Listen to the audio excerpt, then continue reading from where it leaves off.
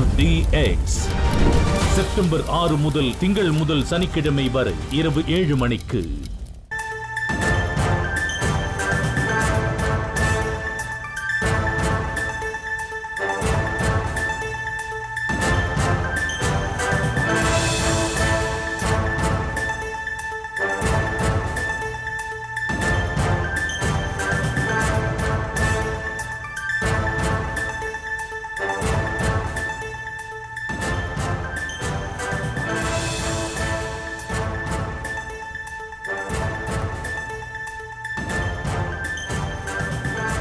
திருவண்ணாமலையில் உள்ள அருணாச்சலேஸ்வரர் மலையில் தீ விபத்து ஏற்பட்டிருக்கிறது. மூலிகை செடிகள் எரிந்து நாசமடையும் காட்சிகளை நாம் பார்த்து வருகிறோம்.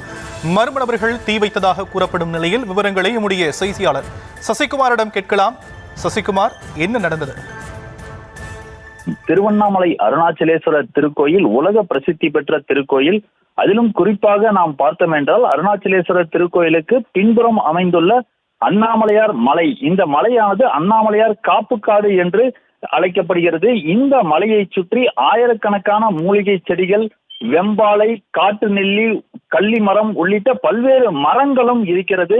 இந்த மூலிகை செடிகள் மற்றும் மரங்களை சுமார் 232 ஹெக்டேர் முன்பகுதியில் நாம் தற்போது பார்த்து கொண்டிருக்கக்கூடிய அந்த முன்பகுதியில் 232 ஹெக்டேர் பகுதிகளாக இருக்கக்கூடிய அந்த பகுதியில் தற்போது மர்ம நபர்கள், விசமிகள் அந்த பகுதியில் நெருப்பு வைத்திருக்கக்கூடிய அந்த காட்சிகளை நாம் பார்த்து கொண்டிருக்கிறோம். ஜுவாலையாக எரிந்து கொண்டிருக்கக்கூடிய அந்த பகுதியில் அந்த மூலிகை செடிகள் எரிந்து நாசமாகக்கூடிய அந்த காட்சிகளாக கொண்டிருக்கிறோம்.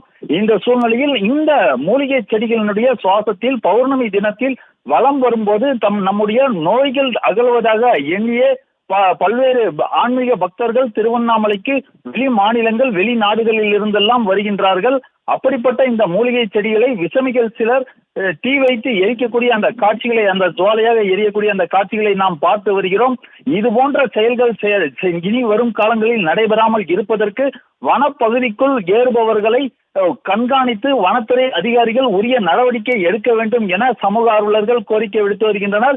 இந்த நெருப்பு வைக்கப்பட்ட சில மணி நிமிடங்களிலேயே உடனடியாக வனத்துறை அதிகாரிகள் சுமார் 20க்கும் மேற்பட்டோர் அந்த பகுதிக்கு சென்று, மேலும் NGOக்களும் தற்போது அந்த பகுதிக்கு சென்று அந்த நெருப்பை அணைக்கும் பணியில் ஈடுபட்டு வருகின்றனர். சுமார் 1 மணி நேரமாக ஜுவாலையாக எரிந்து கொண்டிருக்கக்கூடிய அந்த நெருப்புகளை அணைக்கும் பணியில் தீவிரமாக ஈடுபட்டு வருகின்றனர்.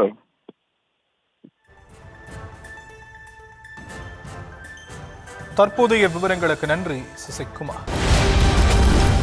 RDX செப்டம்பர் 6 முதல் திங்கள் முதல் சனிக்கிழமை வரை இரவு 7 மணிக்கு.